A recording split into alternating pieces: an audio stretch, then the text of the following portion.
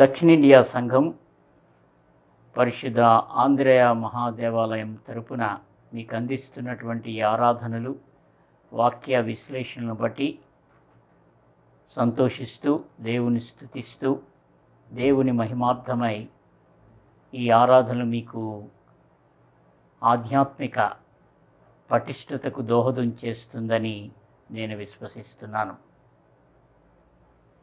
ముఖ్యంగా పోయిన వారం నుండి పరిశుద్ధ ఆంధ్రేయ మహాదేవాలయం యొక్క ఆరాధనలు ప్రారంభించాము. దేవుని కృపను బట్టి ఓ ప్రత్యేకమైన రీతిలో పోయిన ఆదివారం నాడు 2 ఆరాధనలు జరిగినాయి. అదేవిధంగా కొనసాగింపు ఉంటుందనేటటువంటి విషయాన్ని మీకు తెలియచేస్తూ ఉదయం 8 గంటల నుంచి 9 గంటల వరకు మొదటి ఆరాధన, 9:30 నుంచి 10:30 వరకు రెండవ ఆరాధన జరుగుతుంది. నిర్దేశించబడినటువంటి ఆ ఏరియాస్లో ఉన్నటువంటి మహాదేవాలయ సంఘస్థులు హాజరు కావాల్సిందిగా నేను కోరుతున్నాను. రెండవది, పాటించవలసినటువంటి నియమాలు తప్పకుండా పాటించాలా. అందరూ కూడా మాస్కులు వేసుకుని రావాలా. శానిటైజేషన్ బయట చేసుకుని లోపలికి మీరు వచ్చినప్పుడు చెప్పులను విడిచి రావాలా. 6 అడుగుల దూరంలో ఒక్కొక్కరు కూర్చోవాలని నిర్దేశించినటువంటి రీతిలో మీరు అనుసరించాలని నేను మనవి చేస్తున్నాను. ఇంకో ముఖ్యమైనటువంటి విషయం ఏంటంటే, ఏ ఏరియాస్లో ఎక్కువగా ఉందో, ఏ కుటుంబాలలో ఈ వైరస్ ఉందో వాళ్ళు కొంతకాలం దయ ఉంచి ఇతరులను బట్టి మీరు ఆలయానికి రాకుండా 2 వారాలలో మరి లైవ్ ఆరాధన లైవ్ తీయబడుతుంది. కాబట్టి దానిని మీరు వీక్షించవచ్చును. కాబట్టి దయతో మాతో సహకరించవలసిందిగా కోరుతున్నాను. ఏదైనా సిమ్టమ్స్ ఉన్నవారు కానీ, జ్వరం ఉన్నవారు, జలుబు ఉన్నటువంటి వారు, ఇతర అస్వస్థతలుగా ఉన్నటువంటి వారు ఎవ్వరు కూడా దయ ఉంచి రావద్దని, మీరు ఇంటికాడ 9:30 నుంచి 10:30 గంటల వరకు జరుగు ఆరాధనను మీరు యూట్యూబ్లో, ఫేస్బుక్లో 2 వారాల తదుపరి వీక్షించగలరు. ఈ వారము, వచ్చే వారం కూడా మీరు ప్రవచన ఛానల్లో మామూలుగా చూడవచ్చునని తెలియచేస్తున్నాను.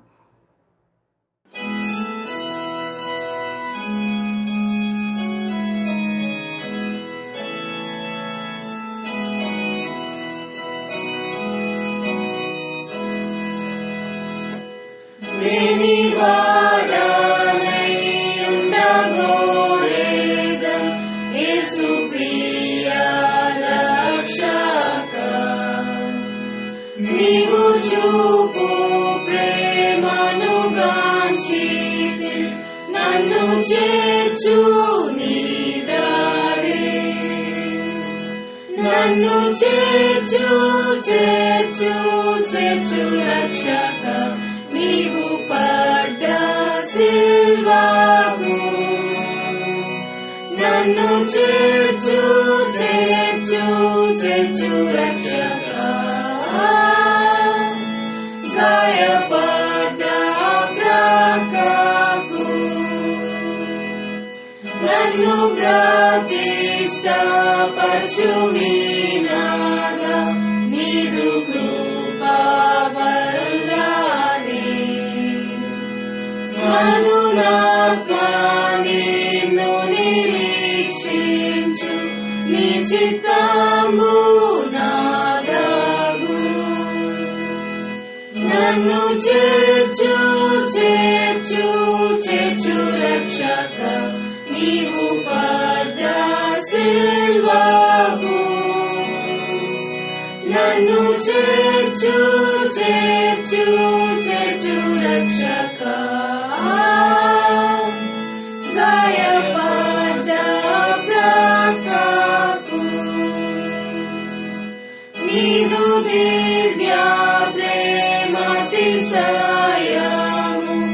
ఇహ బుద్ధి కందదు పరమందున దాని శ్రేష్టత నేనను భావించేదా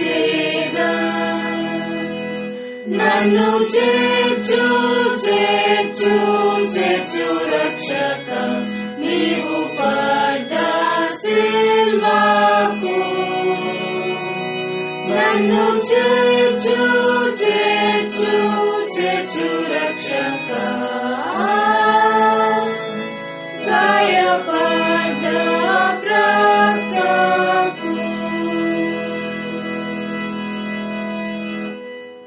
ఈ ఆదివారంనకు ఏర్పాటు చేయబడిన బైబిల్ పాఠము యోహాను సువార్త 5వ అధ్యాయము 1వ వచనం నుండి 9వ వచనం వరకు రాయబడిన దైవవాక్య భాగము విందుము.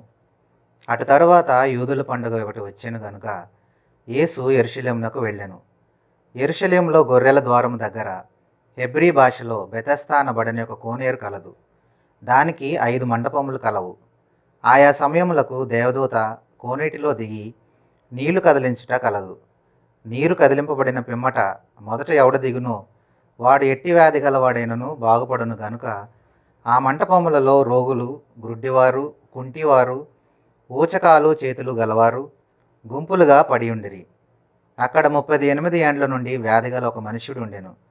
యేసు వాడు పడియుండుట చూచి వాడప్పటికి బహుకాలం నుండి ఈ స్థితిలో ఉన్నాడని ఎరిగి స్వస్థపడగోరుచున్నావా అని వారిని అడుగగా ఆ రోగి, అయ్యా, నీళ్లు కదిలింపబడినప్పుడు నన్ను కోనేటిలోనికి దించుటకు నాకు ఎవడనూ లేడు గనుక నేను వచ్చినంతలో మరి ఒకడు నాకంటే ముందుగా దిగునని ఆయనకు ఉత్తరమిచ్చెను. యేసు, నీవు లేచి నీ పరుపెత్తుకొని నడవమని వానితో చెప్పగా వెంటనే వాడు స్వస్థత నొంది తన పరుపెత్తుకొని నడిచెను. ఇంతటితో ఈ పాఠం సరి.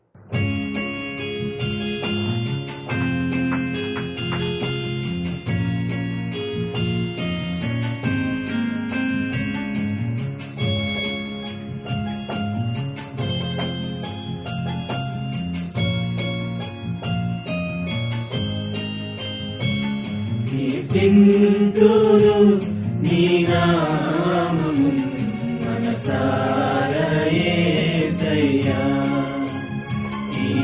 కీర్తింతును నీ నామము మనసార యేసయ్యా.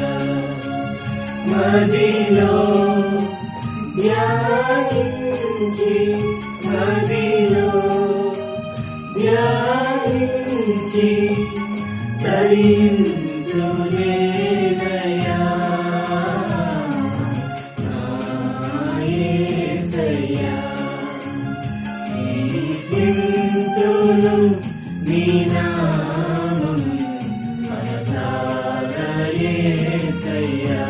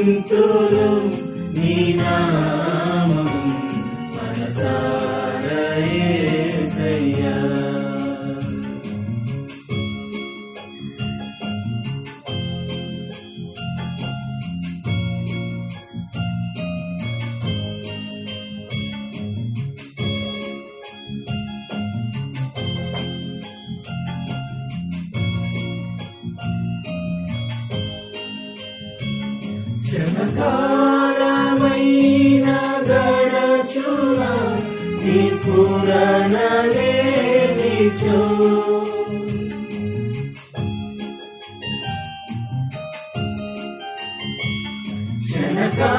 క్షణకాలమైన గడచున నిస్ఫురణ లేనిచో నా గానం నా ప్రాణం నా గానం నా ప్రాణం నీకే అంకితం నా యేసయ్యా కీర్తింతును నీ నామం మనసారా యేసయ్యా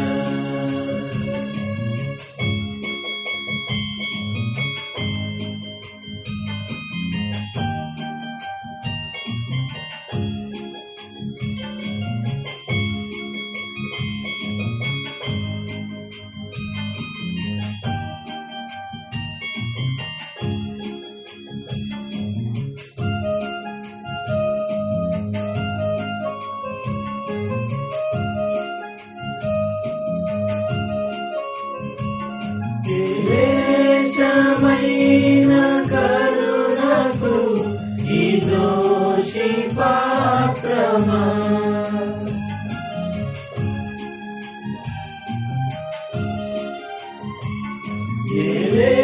విశేషమైన కరుణకు ఈ దోషి పాత్రమా కల్వరిలో కృప చూపి కల్వరిలో కృప చూపి కడిగావు జాలితో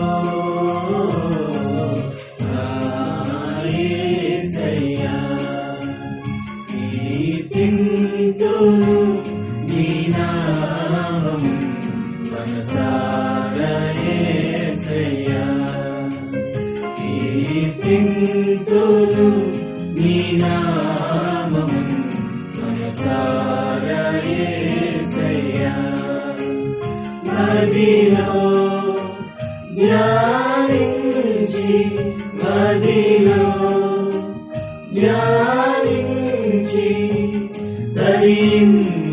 తరింతునేనయ్యా నా యేసయ్యా కీర్తింతును నీ నామం మనసారా యేసయ్యా మనసారా యేసయ్యా మనసారా యేసయ్యా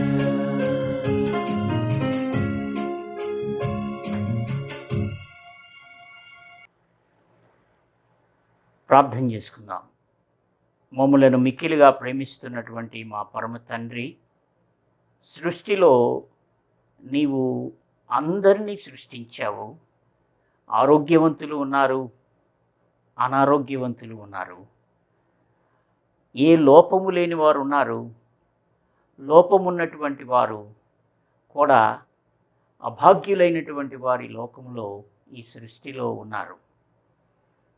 దానిలో ఉన్నటువంటి నీ ఆధ్యాత్మికమైనటువంటి స్పృహను మాకు తీసుకురమ్మని, ఏ విధంగా మేము అభాగ్యులను చూడాలో మాకు నేర్పించుమని, ఏ విధంగా వారికి ఉపశమనం కలుగచేయాలో, వారికి కూడా జీవితాన్ని ప్రసాదించే భరోసా మేము ఏ విధంగా ఇవ్వాలో మాకు నేర్పించుమని, నీ అవతారంలో విచ్చుకున్నటువంటి పాఠాలు వారి విషయంలో మేము నేర్చుకొనటం మాకు నేర్పించుమని యేసయ్య పుణ్యనామంలో ఈ ప్రార్థన సమర్పిస్తున్నాను పరమ తండ్రి.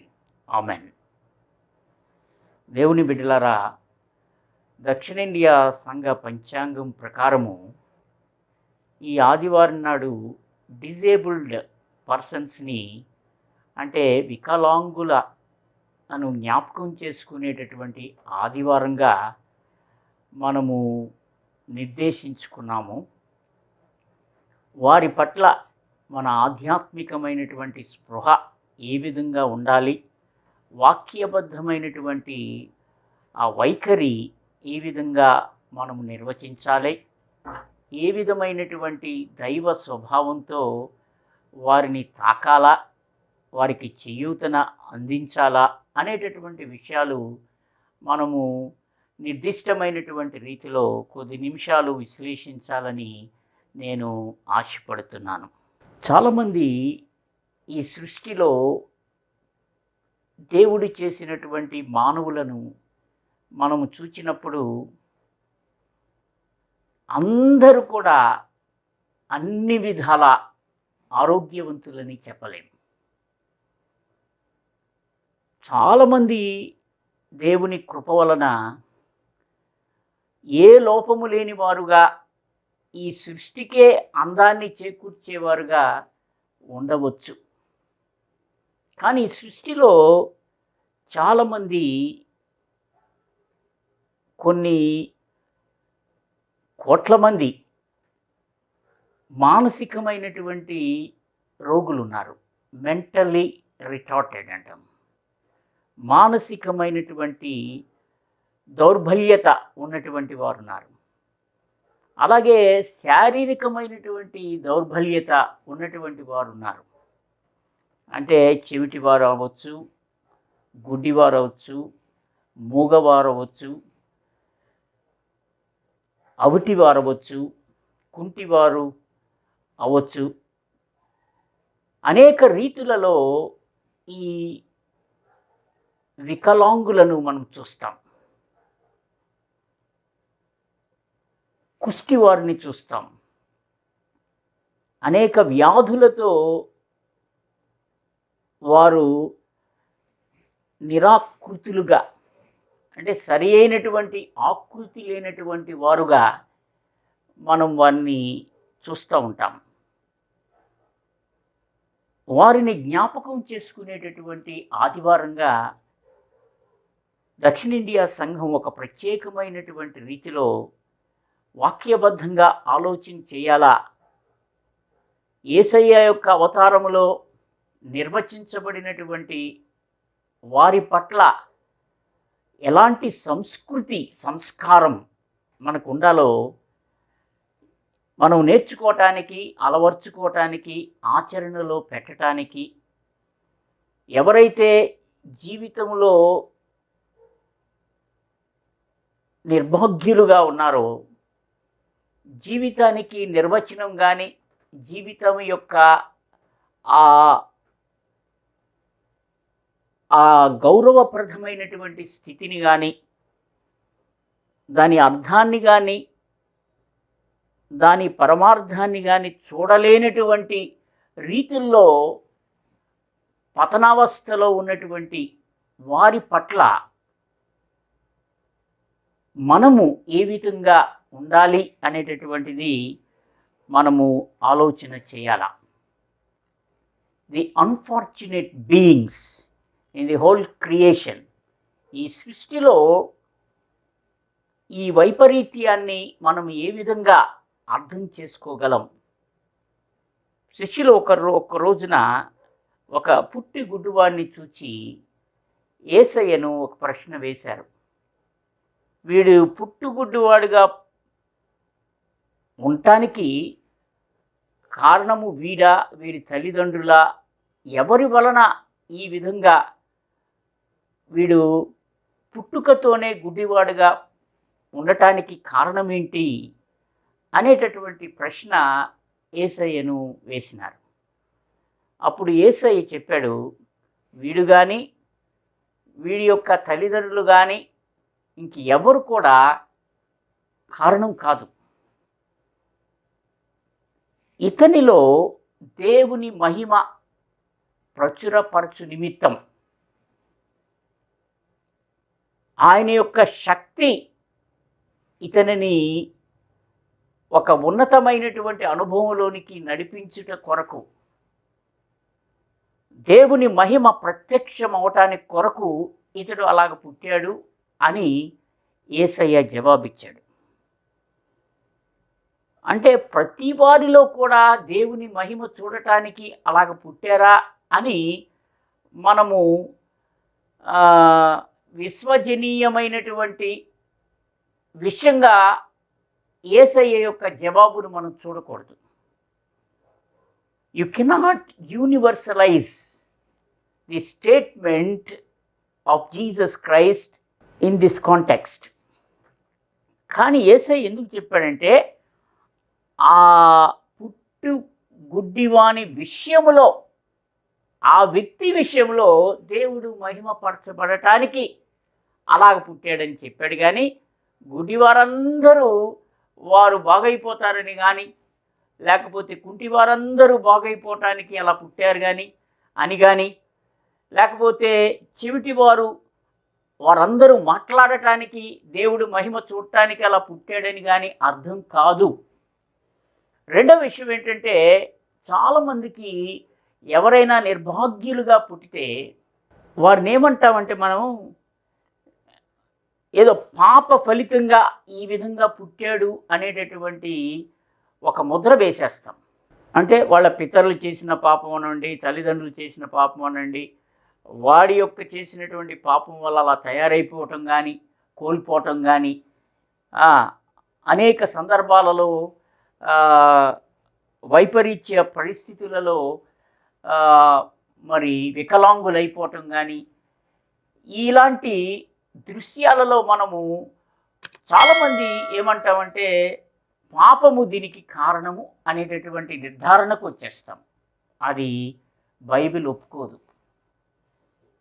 కానీ ఒకడు అంగవైకల్యం అనేది ఒక పాప ఫలితం అని కాదు, కానీ దానికి అనేకమైనటువంటి కారణాలు ఉంటాయి.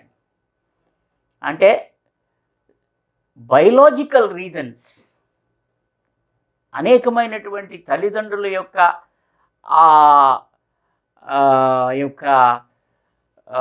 శారీరక సంబంధమైనటువంటి కొన్ని విషయాలలో, వారు తీసుకునేటటువంటి ఆహార నియమాలలో కానీ, లేకపోతే వారి యొక్క రక్త సంబంధము చాలా దగ్గరగా ఉండేటట్లయితే కొన్ని అవాంఛనీయమైనటువంటి పరిణామాలకు దారితీసేటటువంటి ప్రమాదం కూడా ఉన్నది. There are many other reasons. ఆ రీజన్స్ని మనం సరిగా అర్థం చేసుకుంటే ఈ నిర్ధారణకు రాము అనేటటువంటి విషయాన్ని మీకు తెలియచేస్తున్నాను. దేవుని పట్ల బిడ్డలారా, ఈ రోజున ఇలాంటి అభాగ్యులను ఏ విధంగా మనము వారికి భరోసా ఇవ్వాలా? చాలామంది అనుకుంటారు, నేను ఎందుకు పుట్టానా అని.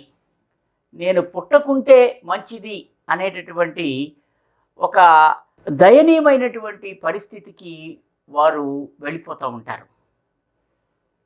మీ జీవితంలో ఏ ఒక్కరితో అయినా సరే మాట్లాడినటువంటి అనుభవం ఉందా? ఏ గుడ్డివాడితో అయినా సరే, ఏ కుంటివాడితో అయినా సరే, లేకపోతే ఏదైనా కుష్ఠరోగితో కానీ, అంగవైకల్యము కలిగినటువంటి వారితో కానీ మనం ఎప్పుడైనా ఒక్కసారైనా ఒక్కరితో అయినా సరే మాట్లాడినటువంటి ఆ అనుభవం నీకు నాకుంటే, ఆ విధమైనటువంటి అనుభవంలో నీవే విధంగా ఆయనకు గుండె ధైర్యాన్ని, స్థైర్యాన్ని ఇవ్వగలిగినావు అనేటటువంటి ప్రశ్న మనకి దశలవుతుంది. యేసయ్య తన యొక్క జీవితంలో, ఆయన యొక్క పరిచర్యలలో ఎక్కువగా ఆయన చూచింది, ఆయన తాకింది, ఆయన మమేకమైంది, ఆయన మాట్లాడింది ఎవరితో అంటే అభాగ్యులైనటువంటి, ఇలాంటి అంగవైకల్యము కలిగినటువంటి, రోగపీడితులైనటువంటి, నిర్భాగ్యులైనటువంటి వారితో దేవుడు సంభాషించినట్లుగా మనం చూస్తాం. సంభాషించటమే కాదు, ఆయన దృష్టి చాలా గొప్పది. The eye of Jesus Christ, Yesayya యొక్క కను దృష్టి అలాంటి వారి మీద పడినప్పుడు వారిలో కలిగేటటువంటి ఆనందం, వారిలో కలిగేటటువంటి ఆ యొక్క సంతోషం, వారిలో కలిగేటటువంటి ఆ యొక్క మనోనిబ్బరత, ఆ ఆశ తపన వారి జీవితం పట్ల. ఎందుకంటే దేవాది దేవుడు మానవుడిగా ఉన్నప్పుడు యేసయ్య యొక్క దృష్టి అలాంటి వారి మీద పడిందంటే వారు ఎంత అబురపడిపోయి ఉంటారో అది వర్ణనాతీతమైనటువంటి అనుభూతి. ఒక గుడ్డివాడి దగ్గరికి వెళ్ళి నిలబడినప్పుడు, ఒక కుంటివాణి దగ్గరికి వెళ్ళి ఆయన సంభాషించినప్పుడు, ఒక పక్షవాయువు గల రోగి దగ్గరికి వెళ్ళి ఆయన నిలబడినప్పుడు, అస్వస్థతగా ఉన్నటువంటి చనిపోయేటటువంటి స్థితిలో ఉన్నటువంటి వారి దగ్గరికి యేసయ్య అడుగు పెట్టినప్పుడు, దేవుని బిడ్డలారా, ఒక కుష్ఠరోగి దగ్గరికి వెళ్ళి ఆయన చెయ్యి వేసి ఆయన సంభాషించినప్పుడు యేసయ్య యొక్క దృష్టి వారి మీద పడినప్పుడు ఏ విధమైనటువంటి పులకింత కలిగిందో అది భాషకు అందనటువంటి అనుభవం. Capture that Jesus I. మనకు సవాల్ ఏంటంటే అలాంటి దృష్టి మనకి రావాలా. మన దృష్టి దేని మీద పడుతుంది ఈ రోజుల్లో? దేని కొరకు ఇది ఈ యొక్క దేవుడిచ్చినటువంటి కండ్లను మనం చూస్తున్నాము, ఈ యొక్క దృష్టిని ఉపయోగిస్తున్నాము, దేని కొరకు ఇది వాడబడుతుంది అనేటటువంటి వాక్యబద్ధమైనటువంటి రీతిలో మనం ఆలోచించాలా. దేవునికి విరుద్ధమైనటువంటి దృష్టి ఉంటే దేవుని వాక్యము ఏం చెప్తుందంటే దాన్ని పెరికేయి అన్నాడు. ఒక కన్ను నిన్ను పెడితే దేవుని బిడ్డలారా దాన్ని ఒక కన్నుని పెరికివేయమన్నాడు. ఎందుకంటే 2 కళ్ళు ఉండి ఆ యొక్క నరకానికి వెళ్ళే కంటే ఒక కన్నుతో దేవుని రాజ్యములో ప్రవేశించటం ఎంతో ప్రయోజనకరం అన్నాడు. అలాగే చెయ్యి కూడా, అలాగే కాలు కూడా, అలాగే ప్రతి అవయవం కూడా. కానీ అవయాలు లేనటువంటి వారి పట్ల మన యొక్క దృష్టి ఏ విధంగా ఉంది, ఎలా చలిస్తున్నాం, ఎలా స్పందిస్తున్నాం, ఎలాంటి స్పృహ కలిగి ఉన్నాం అనేటటువంటిది మనకి చాలా అవసరం. The sensitivity towards this unfortunate creatures in this beautiful creation. ఈ యొక్క అందమైనటువంటి ఈ యొక్క సృష్టిలో అభాగ్యులైనటువంటి వారిని అందంగా తీర్చిదిద్దేటటువంటి, వారిని కూడా ప్రయోజకులుగా చేయగలిగేటటువంటి ఆ యొక్క భరోసా ఇవ్వగలిగే పరిచర్య నీది నాది అనేటటువంటిది మనం గ్రహించాలి. The eye of Jesus Christ, the mind of Jesus Christ, Yesayya యొక్క మనస్సు మనకి రావాలా. దేవుని బిడ్డలారా, గొప్ప గొప్ప వాళ్ళని మనం ప్రపంచంలో చూస్తాం. ఇలాంటి వారిని హార్బరింగ్ మినిస్ట్రీ అంటాం. The ministry of harbouring the unfortunate creatures in this world. ఈ లోకములో వారిని ఆశ్రయము ఇవ్వగలిగేటటువంటి ఆ ఆశ్రయ పరిచర్య, ఆ దీన ఆశ్రయ పరిచర్యను, విలువైనటువంటి పరిచర్యలో నిమగ్నం అవ్వగలిగేటటువంటి ఆ సాహసోపేతమైనటువంటి అడుగు ఎప్పుడు వస్తుందంటే దేవుని దృష్టి, యేసయ్య దృష్టి మన దగ్గరికి వచ్చినప్పుడు, యేసయ్య యొక్క మనస్సు మనలోనికి నుంచి బయటికి వచ్చినప్పుడు, అలాగే దేవుని యొక్క యేసయ్య యొక్క హృదయం, the heart of Jesus Christ, దేవుడి యొక్క హృదయం పగిలిపోయేదన్నమాట. ఇలాంటి నిర్భాగ్యులను మనము చూచినప్పుడు మనం ఏ విధంగా ప్రతిస్పందించాలా అనేటటువంటి విషయాన్ని మనం చూచినప్పుడు యేసయ్య యొక్క స్పందన మన స్పందన అవ్వాలా. ఆయన యొక్క దృష్టి, యేసయ్య యొక్క దృష్టి మనకు అలవర్చుకోవాలా. యేసయ్య యొక్క మనస్సు మనము అది సాధన చేయాల. అలాగే యేసయ్య హృదయం, ఆ హృదయములో నుంచి పొంగేటటువంటి ఆ ప్రేమ, ఆ కరుణ, the empathetic flow from Jesus heart. దేవుని బిడ్డలారా, ఆ విధమైనటువంటి రీతిలో మన స్పందన ఉన్నప్పుడు వారిలో కలిగేటటువంటి ఆ యొక్క ఉత్సాహం కానీ, వారిలో కలిగేటటువంటి ఆ ఆనందం కానీ, వారి ముఖంలో కనపంచేటటువంటి ఆ సంతోషం కానీ వారి జీవితాన్ని నిలబెట్టేటటువంటి ఆ పరిచర్యగా మలచబడుతుంది అనేటటువంటి విషయాన్ని మనం ఎప్పుడూ మర్చిపోకూడదు. మనము ఒక గుడ్డివాణ్ణి యేసయ్యలాగా మనము బాగు చేయలేం, ఒక కుంటివాణ్ణి బాగు చేయలేం, లేకపోతే ఒక కుష్ఠరోగిని మనము బాగు చేయలేకపోవచ్చు. కానీ దేవుని బిడ్డలారా, అది ఒక బలహీనత, ఒక అంగవైకల్యము మాత్రమే కానీ జీవితాన్ని ప్రయోజనాత్మకంగా తీర్చిదిద్దగలిగేటటువంటి ఆ దర్శనం యేసయ్య యొక్క సేవలో నీవు నేర్చుకోవాలా. The harbouring ministry and the rehabilitative ministry and reimaging ministry of the unfortunate beings.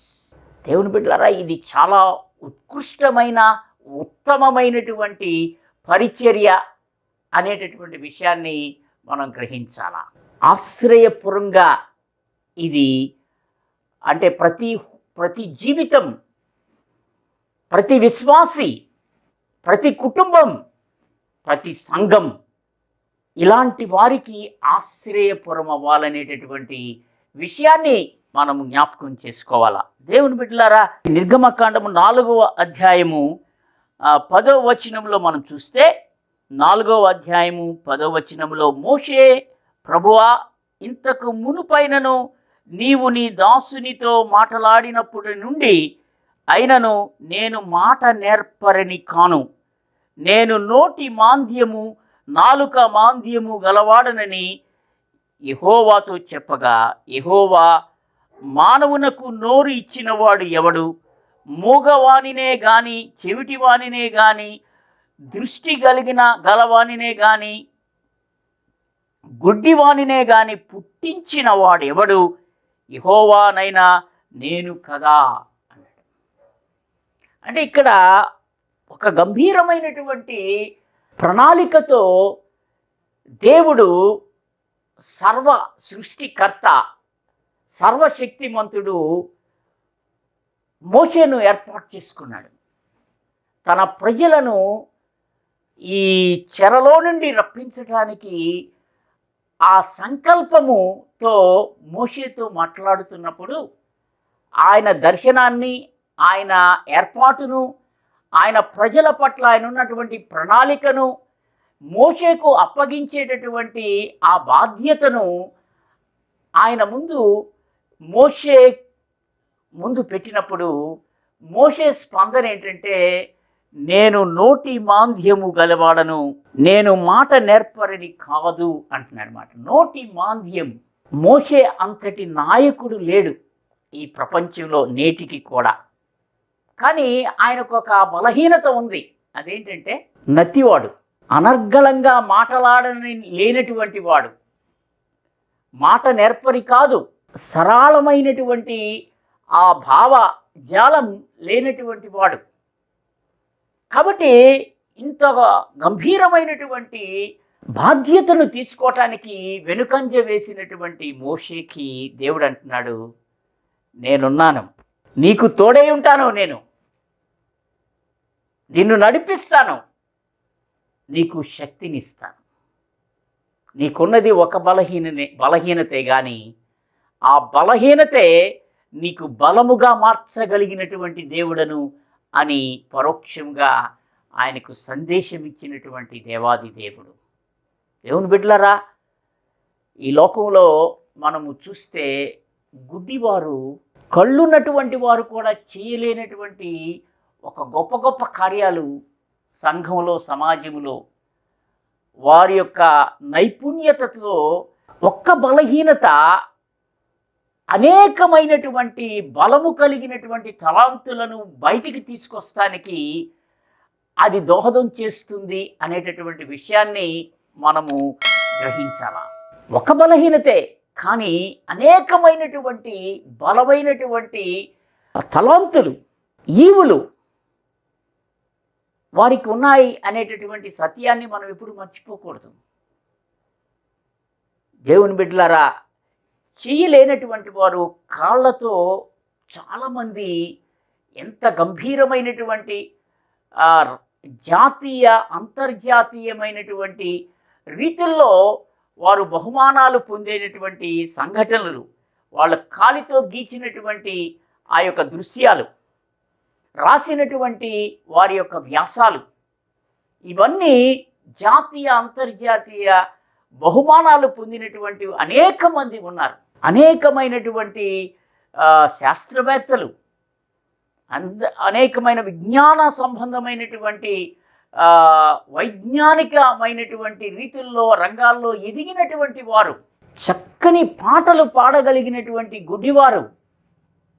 దేవుని బిడ్డలారా, ఆయా బలహీనతలలో బలమైనటువంటి వారుగా రుజువుపరుచుకున్నటువంటి వారు. మేము కూడా సంఘానికి, సమాజానికి అనేక రీతులలో అంగవైకల్యము లేని వారి కంటే ఎక్కువగా వాడబడటానికి, సమాజానికి, సంఘానికి ప్రయోజకులైనటువంటి వారిని కోకల్లలుగా మనం చూస్తూ ఉంటాం. ఇక్కడ మోషే అంటున్నాడు, నేను బలహీనుడు అంటున్నాడు. కానీ దేవుడు అంటున్నాడు, నీలాంటి, ఆయన అనుకుని ఉండొచ్చు, నీలాంటి నాయకుడు ఈ ప్రపంచంలోనే ఉండడు, అలాంటి వాడినిగా నీకు చేస్తాను. God's guidance, God's power manifested in the life of Moses. అది ఊహించలేనటువంటి, లేకపోతే గ్రహించలేనటువంటి స్థాయికి అతను ఎదిగినట్లుగా 6 లక్షల మందిని నడిపించగలిగి, ఫరో ముందు నిలబడగలిగి, అనేక అద్భుతాలు చేయగలిగి, దేవుని శక్తితో దేవుని యొక్క ప్రపంచనాన్ని సృష్టించగలిగినటువంటి వాడు ఏంటంటే ఎవరంటే నోటి మాంద్యము కలిగినటువంటి మోషే. దేవుని బిడ్డలారా, how God encountered Moses and strengthen him and given the moral strength, empowering him in his disability. దేవుని బిడ్డలారా, ఆ విధమైనటువంటి ఆ పరిచర్య మనకు ఉండాల. చూసినప్పుడు, ఇలాంటి నిర్భాగ్యులను చూసినప్పుడు, దేవుని బిడ్డలారా, అలాంటి సెన్సిటివిటీ మనకు ఉండాలా, అలాంటి రెస్పాన్సిబిలిటీ మనకు ఉండాలా. Sensitivity and responsibility, faith obligation అంటాం. దేవుని బిడ్డలారా, ఒక్కొక్కరిని విజయవంతమైనటువంటి జీవితాన్ని జీవించటానికి మనం దోహదం చేయాలా. ఇలాంటి వారిని, అంగవైకల్యము కలిగిన వారిని చూసినప్పుడు చాలామందితో మాట్లాడితే వారికి పరమానందం, వారి దగ్గర కూర్చుంటే వారికి మహానందం, వారికి సహాయం చేస్తే వారి జీవితానికి ఒక భరోసా ఇచ్చేటటువంటి ఆ సంఘటనగా మారిపోయేటటువంటి అనుభవం. దేవుని బిడ్డలారా, ఎంతమందిని మనం కలిసాం, ఎంతమందికి జీవితం పట్ల ఆశను పుట్టించాం. నేను కూడా బతకాలా, నేను కూడా జీవించాలా, నేను కూడా సంపాదించాలా, నేను కూడా సంఘానికి ప్రయోజకుడిగా అవ్వాలనేటటువంటి ఆ భావనను కలిగించగలిగేటటువంటి విశ్వాస చైతన్యము కలిగినటువంటి దేవుని బిడ్డలు కావాలా. అలాంటి పరిచర్య చేయాలా అనేటటువంటి విషయాన్ని మనం మర్చిపోకూడదు. వాస్తవానికి ఒక విషయాన్ని నేను తెలియచేస్తున్నా, అందరూ కూడా అంగవైకల్యము కలిగిన వారే. We are spiritually disabled. దేవుని బిడ్డలారా, ఒక చక్కని దేవుని ఆకృతి మనకి ఇచ్చినప్పుడు, దేవుని యొక్క స్వరూపం ఇచ్చినప్పుడు, దేవుని యొక్క పోలిక ఇచ్చినప్పుడు మనం పోగొట్టుకున్నామంటే దానికి అర్థం ఏంటంటే we have become disabled in spiritual sense. But Jesus, God in Jesus Christ, దేవుడు యేసుక్రీస్తులో స్పందించినటువంటి విధానం, నీకొక రూపం ఇవ్వగలిగినట్టు, పోగొట్టుకున్నటువంటి రూపము, ఆధ్యాత్మికమైనటువంటి ఆ యొక్క అంగ వైకల్యత, లేకపోతే స్వరూప వైకల్యత నీకు పోగొట్టి ఒక నూతనమైనటువంటి రూపాన్ని, దైవ రూపాన్ని అద్దినటువంటి ఆ యొక్క సేవ, యేసయ్య యొక్క రక్తదానము చేసినటువంటి శిలువ యాగముతో నిన్ను రూపకల్పన చేసినటువంటి ఈ లోకంలో పరలోకంలో నీకు స్థానాన్ని కలిగించినటువంటి, స్థితిని కలిగించినటువంటి, స్థితీకరణ చేసినటువంటి ఆ గొప్ప పరిచర్య నువ్వు జ్ఞాపకం చేసుకో. దేవుని బిడ్డలారా, శారీరక మానసిక వైకల్యము కలిగినటువంటి వారి పట్ల నీ స్పందన, నీ విశ్వాస బాధ్యత ఏ విధంగా ఉందో ఒకసారి పరిశీలించుకోవాలా.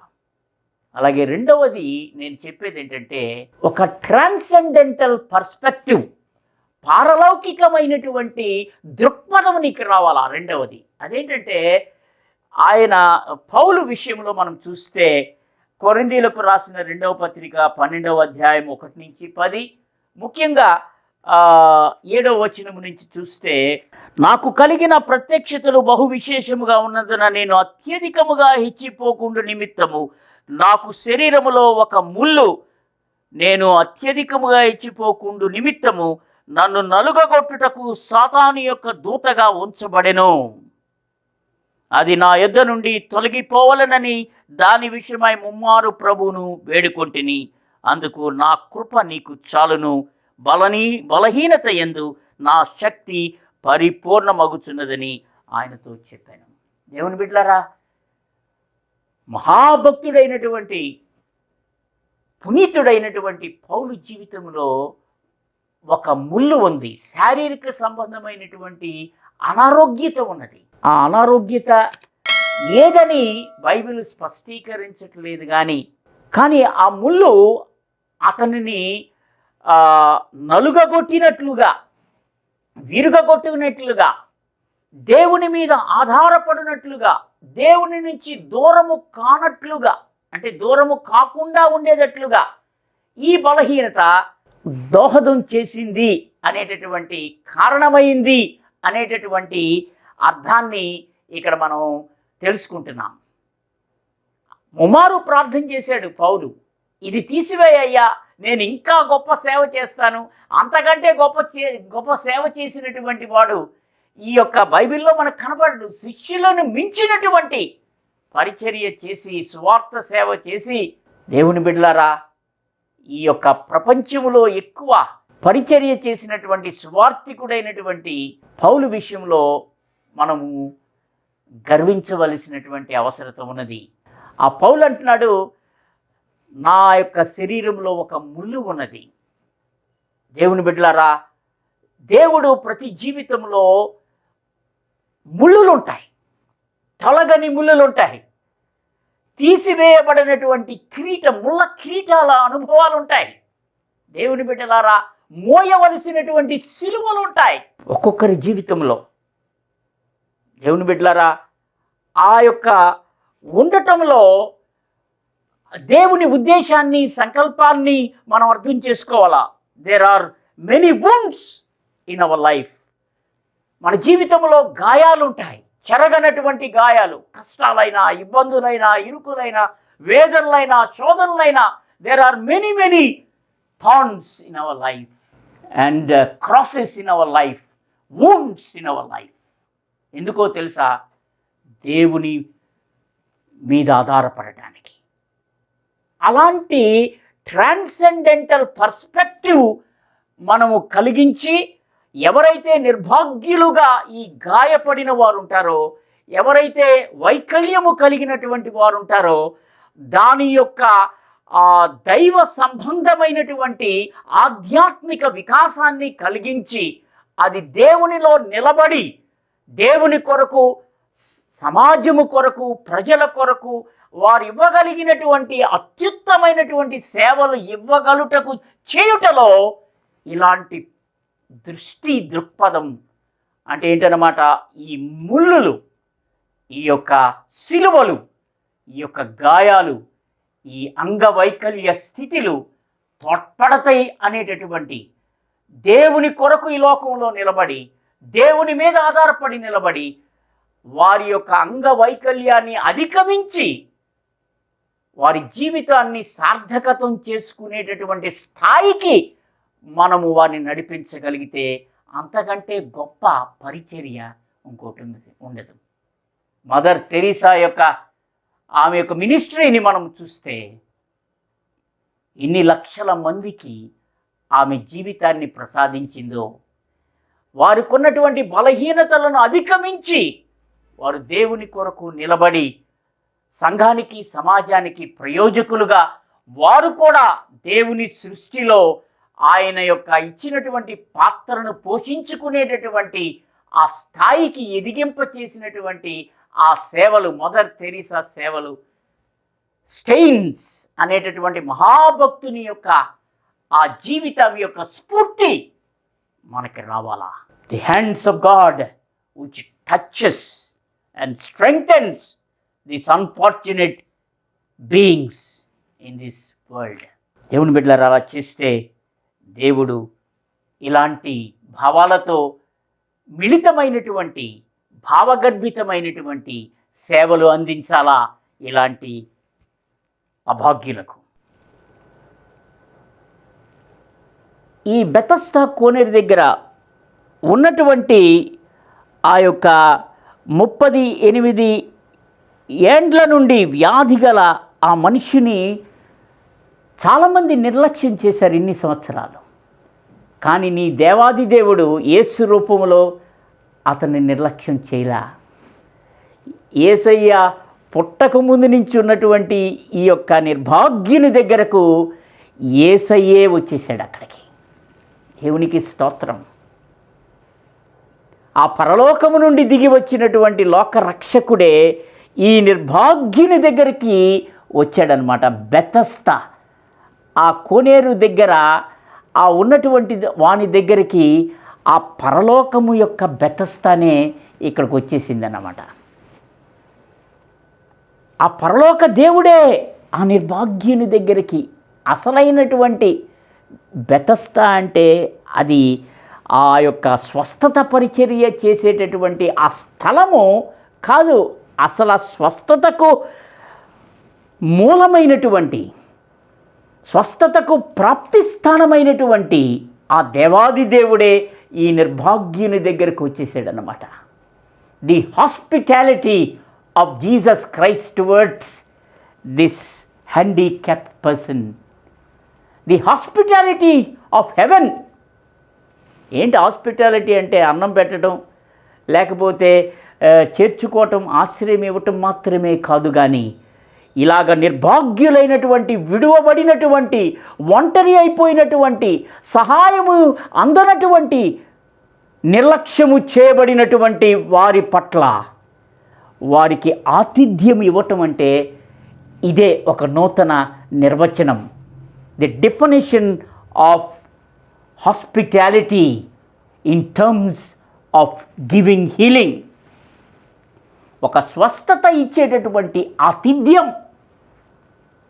ప్రతి మనిషి అలాంటి దృష్టి, అలాంటి దృక్పథం, అలాంటి సేవ మనం అందించాలి. You must become and you must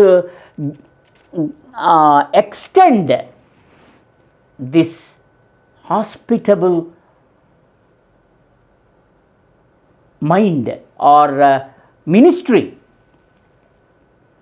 దేవుని బిడ్డలారా, ఎ మినిస్ట్రీ ఆఫ్ హాస్పిటాలిటీ.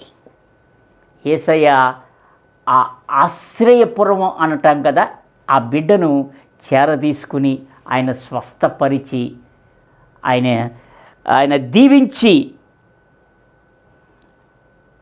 ఆయనను ఒక జీవితాన్ని ఇచ్చినటువంటి ఒక గొప్ప సేవ ఇక్కడ జరిగినట్లుగా నేను చూస్తున్నాను. యేసు నీవు లేచి నీ పరుపెత్తుకుని నడుమని వానితో చెప్పగా వెంటనే వాడు స్వస్థత నుండి తన పరుపెత్తుకుని నడిచెను. Giving healing. దేవుని బిడ్డలారా, where is that power of Jesus Christ? దేవుని యొక్క శక్తి ప్రతి విశ్వాసికి రావాలా. స్వస్థపరిచేటటువంటి శక్తి, బలపరిచేటటువంటి శక్తి, జీవితాన్ని ఇవ్వగలిగేటటువంటి శక్తి నిలబెట్టగలిగేటటువంటి శక్తి, సంఘములో సమాజములో ఇలాంటి నిర్భాగ్యులను నిలబెట్టగలిగేటటువంటి ఒక జీవితానికి ఒక ఆశను కలిగించేటటువంటి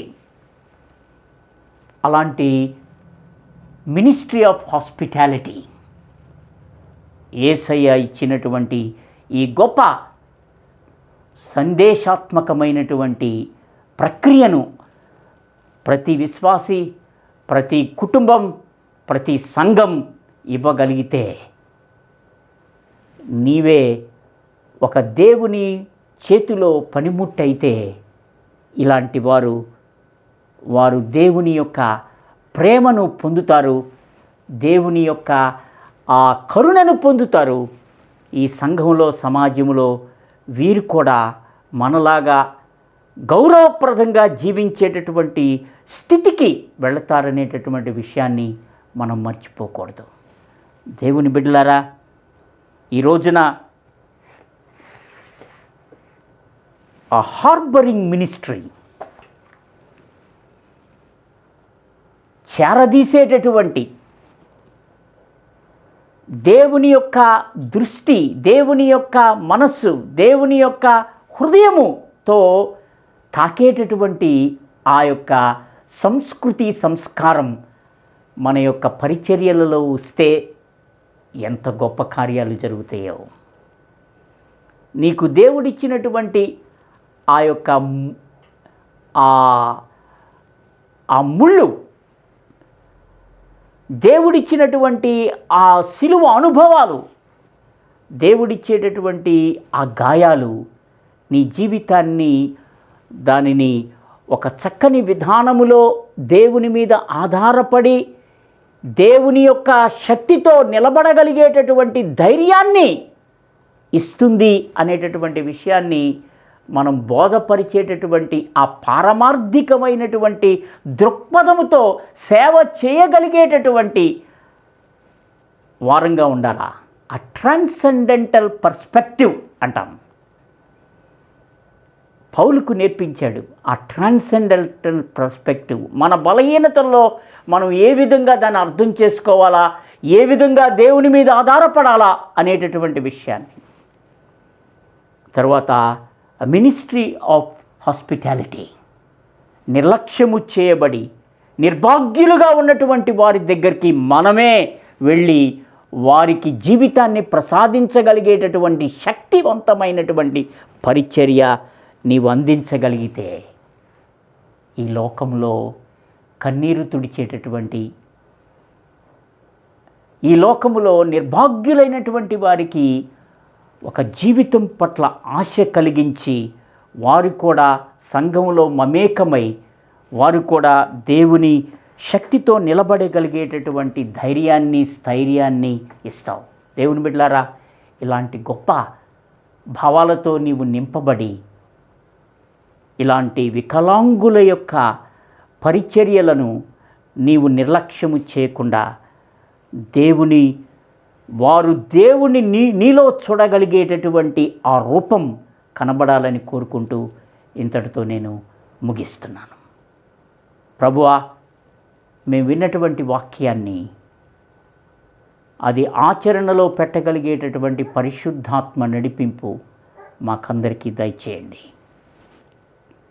యేసయ్యా, ఆ గొప్ప నీ దృష్టి, నీ యొక్క మనస్సు, నీ యొక్క హృదయం, నీ చేతులు ప్రభువా, నేను అలాంటి పరిచర్యలు మాకు ప్రసాదించుమని, ఆ విధంగా ఈ లోకములో ఉన్నటువంటి జీవితాన్ని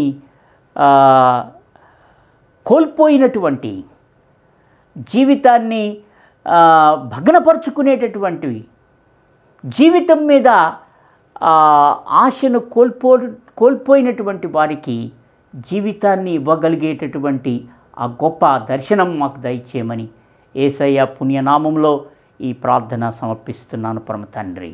ఆమెన్. తండ్రి, కుమారుడు, పరిశుద్ధాత్మ యొక్క త్రిత్వ దేవుని నడిపింపు, ప్రేరణ మన పరిచర్యలో అనుగ్రహించబడును గాక. ఆమెన్.